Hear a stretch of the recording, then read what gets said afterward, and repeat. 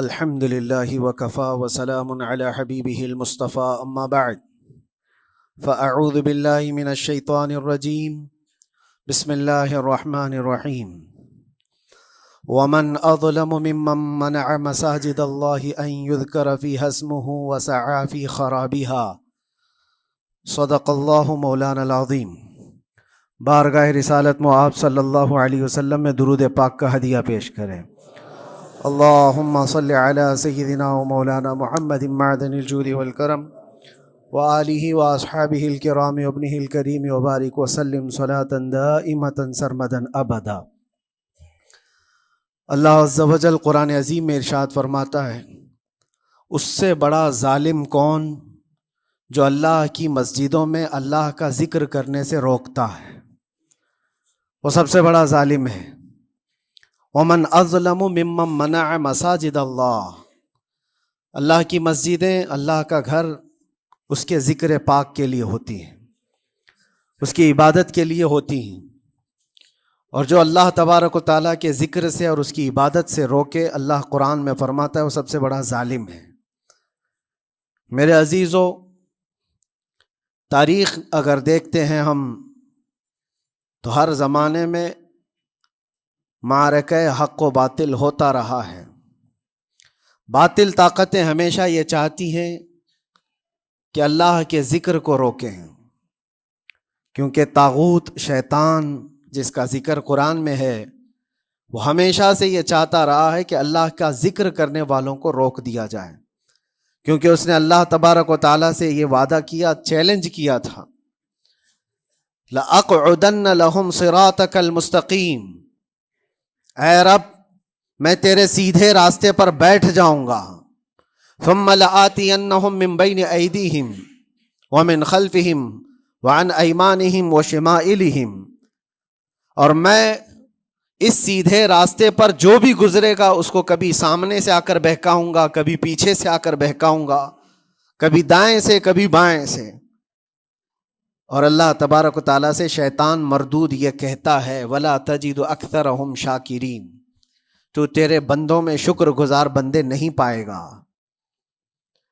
مطلب یہ ہے کہ ابلیس لعین مسلسل یہ کوشش میں ہے کہ اللہ تبارک و تعالیٰ کے بندوں کو اس کے ذکر سے دور کرے، اس کے شکر سے دور کرے۔ آج بھی وہ کیفیت ہم دیکھتے ہیں کہ سب سے زیادہ اللہ کے ذکر سے روکنے کے لیے جو شیطانی طاقتیں کوشش کر رہی ہیں، مگر میرے عزیزو یہ تمہارا امتحان ہے، تمہارا امتحان ایسا کہ کبھی یہ مت سمجھنا کہ تم خالی ہو، کیونکہ قرآن پاک اللہ تبارک و تعالیٰ 21ویں پارے میں فرماتا ہے، احسب الناس ان یترکوا ان یقولوا آمنا وہم لا یفتنون، کیا لوگ یہ گمان کر کے بیٹھے ہیں کہ وہ ایمان لے آئے تو ہم ان کو آزمائیں گے نہیں، یا ان کو چھوڑ دیا جائے گا؟ جو ایمان لایا ہوا بندہ ہے وہ آزمایا جائے گا۔ ایمان اگر تمہارے پاس ہے تو تمہیں امتحان سے بھی گزرنا ہی ہوگا۔ یہ ایمان کسی حلوہ پراٹھے کا نام نہیں ہے، کھا کر کے مست نیند سو جائے، پھر اسے اس دار فانی میں، اس دنیا میں امتحانات سے گزار کر کے اپنے ایمان کی کسوٹی کو دکھانا ہوگا۔ اسی لیے قرآن یہ بھی کہتا ہے کہ تمہیں کیسے کیسے آزمایا جائے گا، وَلَنَبْلُوَنَّكُمْ بِشَيْءٍ مِّنَ الْخَوْفِ وَالْجُوعِ وَنَقْصٍ مِّنَ الْأَمْوَالِ وَالْأَنفُسِ وَالثَّمَرَاتِ، ہم تمہیں آزمائیں گے کبھی بھوک سے، کھانے کی قلت سے، اور کبھی خوف سے، ڈر آئے گا تمہارے پاس، اور پھر اللہ تعالیٰ فرماتا ہے کبھی مال و دولت کی کمی سے، وَنَقْصٍ مِّنَ الْأَمْوَالِ وَالْأَنفُسِ، کبھی لوگوں کی جان چلی گئی ہو، کثرت سے تمہارے عزیز مر گئے، یہ بھی آزمائش ہے، اور پھلوں کی کمی۔ اللہ تعالیٰ فرماتا ہے یہ 5 چیزیں ہیں جو تمہاری زندگی میں آئیں گی اور تمہیں آزمایا جائے گا، اور ان کمیوں کے وقت تمہارا ایمان دیکھا جائے گا، تم کیا کہتے ہو۔ اور اللہ تعالیٰ فرماتا ہے جب کبھی تمہیں بھوک سے آزمایا جائے، خوف سے، ڈر سے آزمایا جائے، اور مال کی کمی سے آزمایا جائے، امتحان لیا جائے، تو اس وقت جو بندہ یہ کہتا ہے، اللہ فرماتا ہے انا للہ و انا الیہ راجعون۔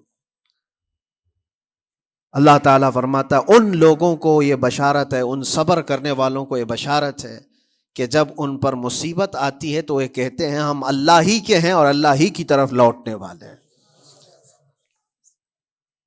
یہ مصیبت کے وقت یہ جو 5 چیزوں سے آزمایا گیا ہے، ان آزمائش کے دور پر جو بندہ اللہ تبارک و تعالیٰ کی اس عطا پر راضی رہتا ہے وہ صبر کے ساتھ نکل گیا ہے۔ آج کے دور میں بھی میرے عزیزو بے شمار جانیں ہماری درمیان سے جا رہی ہیں۔ آپ کو اندازہ ہے موت اتنی عام ہو گئی ہے، اتنی عام ہو گئی ہے کہ اب لوگوں کو موت پر کوئی افسوس بھی نہیں ہوتا۔ ہر دن خبریں موت کی سرخیاں چھاپتی ہیں، 100-200 کی موت کوئی معنی نہیں رکھتی۔ آج فلسطین کے نہتے بچوں میں تقریباً 45,000 لوگ سال بھر میں مر گئے۔ 45,000 کوئی تعداد ہوتی ہے کہ نہیں ہوتی؟ اتنی بڑی جانوں کا جو نقصان ہے یہ آزمائش ہے، اور یہ جانوں کے ذریعے سے آزمائش تھی۔ مال کی کمی کی آزمائش تو ایسی ہے، ملک شام، یمن، بہت سارے ایسے ٹوٹے پھوٹے علاقے، عراق، جہاں پر لوگ کھانا اور دوائیوں سے جوجھ رہے ہیں اس طرح سے کہ وہ گھاس کھانے پر مجبور ہیں۔ بہت سارے ایسے علاقے جہاں پر چھوٹے بچے پھینکے ہوئے کچرے میں سے دانے چن کر کے کھا لیا کرتے ہیں، وہ اپنے پیٹ کی اس آگ کو بجھانے کے لیے دانے دانے کے لیے ترس رہے ہیں۔ یہ بھوک کی آزمائش ہے، مال کی کمی کی آزمائش ہے، جانوں کی آزمائش ہے۔ عزیزان گرامی وقار، اور پھر خوف کے ذریعے سے جو آزمائش ہے وہ ہم دیکھ رہے ہیں آج۔ خوف ظالموں کے ذریعے سے تم پر مسلط کیا جائے گا۔ ہر آدمی ڈرا سہما ہوا، ہر آدمی اپنے اندر ایک ڈر لیے بیٹھا ہے کہ نکلوں گا تو کیا ہو جائے گا۔ ان سب کے درمیان اللہ کی بارگاہ میں سجدہ ریز ہونے کا نام ایمان ہے۔ سب حالات ہوں گے اس طرح سے، اور انہی حالات کے درمیان جو بندہ اپنا سر جھکاتا ہے مولا کریم کی بارگاہ میں وہ ایمان والا ہے۔ آؤ اگر ایمان کی کمال کی مثال دیکھنا ہے تو کربلا کے میدان میں کون کون سی آزمائشیں تھی۔ بھوک کی بھی آزمائش ہے، پیاس کی بھی آزمائش ہے، جان کی بھی آزمائش ہے، خوف کی بھی آزمائش ہے۔ سب چیزیں ایک ساتھ کربلا کے میدان میں آئی۔ رسول اللہ کے گھرانے پر، اہل بیت پر وہ کیسا عظیم امتحان تھا جب وہ 72 لوگوں کا 82 لوگوں کا قافلہ بھوک اور پیاس سے جوجھ رہا ہو، 3 دن سے ان کے اوپر کھانا اور پانی بند ہو، اور ان شہزادوں کے ایمان میں ذرا برابر بھی فرق نہیں آتا، نہ ان کے ایمان میں، نہ حوصلے میں، نہ ہمت میں فرق آتا ہے۔ 3 دن کے بھوکے اور پیاسے باطل سے نپٹنے کے لیے کس طرح سے کمر بستہ ہے۔ یہاں تک کہ بھوک کی شدت ایسی تھی کلیجہ منہ کو آئے، 6 ماہ کا بچہ بھی روتے روتے زبان جس کی سوکھ گئی ہو، وہ ماں جو بچے کو دودھ پلاتی ہے اس کے سینے سوکھ چکے ہوں، دودھ ختم ہو چکا ہو ماں کے پستانوں میں، کیسی قلت ہوگی۔ پانی کا ایک قطرہ ان کے گھر تک نہیں پہنچ پاتا، ماں اپنے بچے کو دودھ نہیں پلا سکتی تھی۔ اس سے زیادہ کیا آزمائش تھی؟ یہ بھوک اور پیاس کی آزمائش۔ پھر جانوں کی آزمائش تو ایسی، اللہ اکبر، 56 سال کی عمر کا وہ شہزادہ عالی وقار، سیدہ کائنات فاطمۃ الزہرا کا نور نظر، امام عالی مقام سید الشہداء امام حسین رضی اللہ تعالیٰ عنہ، جب میدان کربلا میں لاشوں کو اٹھاتے تھے، کتنی لاشیں اٹھائی، کبھی بیٹے کی، کبھی بھتیجے کی، کبھی بھانجے کی، کبھی بھائیوں کی، کبھی عزیزوں کی۔ میاں ہم اپنے گھر سے نکلنے والے ایک جنازے کو اٹھاتے ہیں تو 8 دن تک ہمارے اندر سے ہوش نکل جائے۔ کوئی اپنے بچے کو اپنے ہاتھوں سے دفن کر کے دیکھے پھر کیفیت پتہ چلتی ہے۔ امام حسین نے ایک نہیں اپنے لاڈلوں کی لاشیں اس طرح سمیٹی ہیں۔ ان کے جوان بیٹے علی اکبر کو جب شہید کر کے گھوڑے دوڑائے گئے تھے جسم کے اوپر سے، ٹکڑے الگ ہو چکے تھے، اس کو سمیٹتے ہوئے کون بیٹھا ہے؟ رسول اللہ کا نواسا۔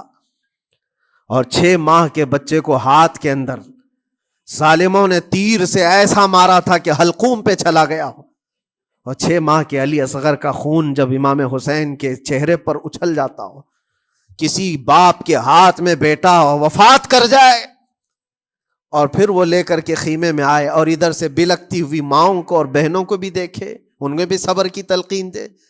کبھی کبھار میں سوچتا ہوں اللہ یہ کیسے امتحانات سے گزرا تھا فاطمہ کا لال، کیسے امتحانات سے.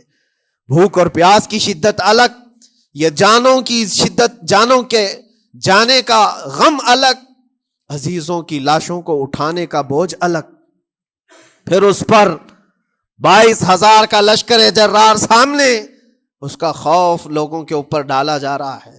عزیزان گرامی وقار، یہ سب چیزیں کیا امام حسین کے قدموں کو ڈگمگا گئیں؟ کیا ان کے خاندان والوں کو بکنے پر مجبور کر دی؟ کیا انہوں نے سمجھوتے کر کے اپنا سب کچھ بیچ ڈالا؟ ایک خیمے کا بچہ بھی، خیمے کا ایک بچہ بھی امام حسین کا نکل کر کے آیا ہو تو مجھے تاریخ بتا دو. بلکہ تاریخ تو آج یہ کہتی ہے سر داد نہ داد دست در دست یزید حقا کے بنا لا الہ است حسین. سر دے دیا مگر ہاتھ یزید کے ہاتھ میں نہیں دیا. حق تو یہ ہے کہ لا الہ کی جڑ کا نام حسین ہے.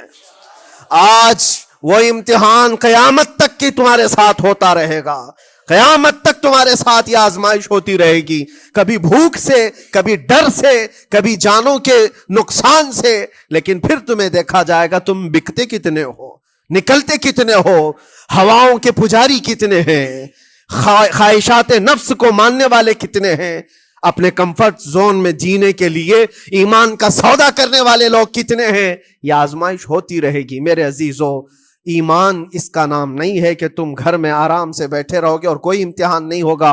امتحان تو ہوگا، آزمائش تو ہوگی.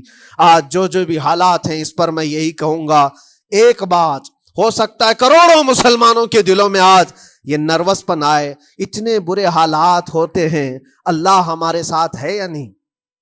اللہ ہمارے ساتھ ہے یا نہیں؟ ایمان ہمارا صحیح ہے یا نہیں؟ اسلام صحیح ہے یا نہیں؟ یہ شک بھی شیطان تمہارے دل میں ڈالتا ہے. کبھی تمہارے اوپر مصیبتوں کے پہاڑ ٹوٹ جائیں تو شک ڈالتا ہے شیطان تاکہ تمہارا ایمان ڈگمگا جائے.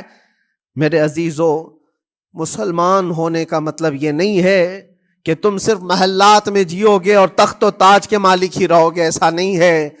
ایمان والوں کو احد میں 70 جانیں بھی دینی پڑی ہے. بدر میں ان کے ساتھ جو معاملات ہوئے ہیں، فتح اگرچہ بدر میں ہوئی لیکن جنگ احد کا اگر منظر دیکھو گے، اللہ اکبر. وہ رسول پاک صلی اللہ تعالی علیہ وسلم کے شہدائی صحابہ جب احد کے میدان میں کھڑے تھے، 70 صحابہ کی ایسے جانیں گئی ہیں. اگر میں تفصیل بتاؤں تو بہت لمبا وقت ہوگا. ایک صحابی ہیں حضرت انس بن نزیر، پورے جسم میں ایک انگلی کے علاوہ کچھ نہیں ملا، کچھ نہیں ملا. شہادت کی ایک انگلی سے ان کو پہچانا گیا. حضرت سعد بن ربیع، یہ ایسے صحابی ہیں جن کا پیٹ پورا پھاڑ دیا گیا تھا اور 12 نیزے مارے گئے تھے. وہ سید الشہداء امیر حمزہ بھی تو اسی احد کے میدان میں شہید ہوئے، جن کو بھالے سے مارا گیا اور چیر کر کے ان کا کلیجہ چبایا گیا تھا. عبداللہ بن جہش اسی میدان میں انتقال کیے ہیں، جن کے جسم کے 80 ٹکڑے کر دیے گئے تھے اور ہر ٹکڑے کا ہار بنا کر ظالموں نے پہنا تھا، ہار بنا لیا تھا جسموں کے. یہ سارے منظر احد کے میدان میں ہوئے. اور کون سے ایمان والے؟ وہ رسول اللہ کی اقتداء میں نماز پڑھنے والے، حضور پاک کے چہرے انور کو دیکھنے والے. جب ان کے ساتھ یہ آزمائشیں ہو سکتی ہیں تو ہم کون سی گاجر مولی ہیں؟ ہمارے ساتھ بھی آزمائشیں ہوں گی. جس کا جیسا ایمان ہوگا ویسا وہ امتحان بھی دے گا، اسی امتحان سے وہ گزارا جائے گا. مگر میں آج کروڑوں مسلمانوں کے دلوں کے بارے میں یہ بات کہنا چاہتا ہوں کہ اگر نروس پن ہے کہ یہ حالات ایسے کیوں ہیں، حالات ہر زمانے میں ہوتے رہیں گے. ستیزہ کار رہا ہے ازل سے تا امروز، شرار ابو لہبی سے چراغ مصطفی. ہماری تاریخ ہے، یہ تاریخ ہے میرے عزیزو. اللہ تعالیٰ قرآن میں فرماتا ہے تِلْكَ الْأَيَّامُ نُدَاوِلُهَا بَيْنَ النَّاسِ. یہ دن ہیں جو ہم لوگوں کے درمیان پلٹتے رہتے ہیں. کبھی تم بادشاہ بنو گے، کبھی فقیر بن جاؤ گے. اور آج جو تخت پر ہیں ہو سکتا ہے وہ کل ڈگر ڈگر گھوم رہے ہوں. آج جن کو طاقت کا نشہ ہے ہو سکتا ہے وہ بھیک مانگنے پر بھی مجبور ہو جائے. لیکن ایک بات یاد رکھنا، نروس پن اپنے دل میں آنے نہ پائے. ان حالات سے دیکھ کر کے گھبرا نہ جانا. ایمان تمہارا سچا ہے، اللہ کل بھی تمہارے ساتھ، آج بھی تمہارے ساتھ. بس تمہاری عبادت میں فرق آنے نہ پائے، تمہارے سجدوں میں کمی ہونے نہ پائے، تمہارے ایمان میں تزلزل آنے نہ پائے. اللہ ایک ہے تو ایک ہے، اللہ سچا ہے تو سچا ہے. میں نے اللہ کو نہیں دیکھا لیکن اللہ پر ایمان ضرور ہے. یہ یقین اور یہ عقیدہ تمہارا مضبوط رہے. ہاں ہمیں معلوم ہے، کچھ لوگ ہم سے پوچھتے بھی ہیں، اللہ تبارک و تعالیٰ پوری کائنات کا مالک جس نے ہر چیز پیدا کیا اور اس کی عبادت کرنے والے ہو آپ، لیکن پھر اسی اللہ رب العزت کی یہ مسجدیں کیوں ڈھائی گئی؟ کیوں مسجدوں کو ختم کیا جا رہا ہے؟ اللہ کے ذکر کو روکنے کے لیے طاقتیں پوری مسجدوں کو ڈھانے کی کیوں بات کرتی ہیں؟ پھر اللہ کچھ کیوں نہیں فرماتا؟ میرے عزیزو، یہ کائنات ہے جس کو اللہ نے اسباب پر بنا کر بھیجا ہے اور تمہیں عمل کے لیے بھیجا گیا ہے. تمہارا عمل دیکھنا ہے، تم کتنے پابند ہو، تم کتنے اپنی حفاظت کرتے ہو، تمہارے ایمان کی، تمہاری عبادتوں کی، تمہاری مسجدوں کی.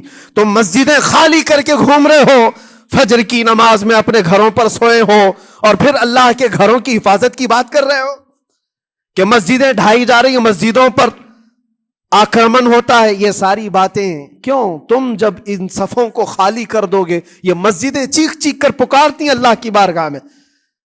پل بھر میں بنا لی، شب بھر میں بنا لی مسجد تو ایمان کی حرارت والوں نے. من اپنا پرانا پاپی تھا، بچپن سے نمازی بن نہ سکے. مسجدیں بڑی بڑی شاندار بنا لینا اور اس کو آباد نہ کرنا، یہ بھی تو ظلم ہے.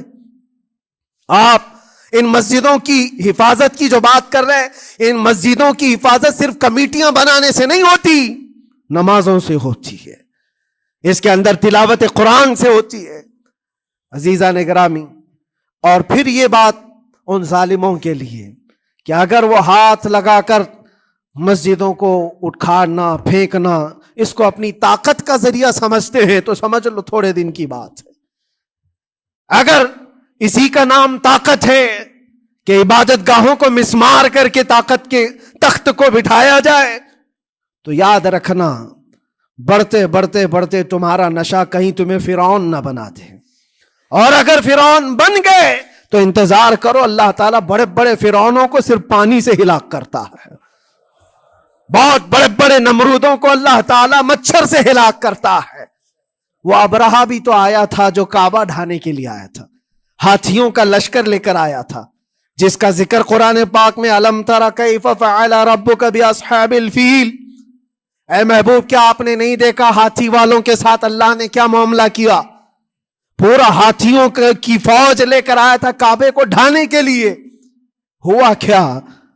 کعبہ کو ڈھانے کے لیے اتنی خطرناک فوج تھی اور مکہ والوں میں لڑنے کی اتنی طاقت نہیں تھی.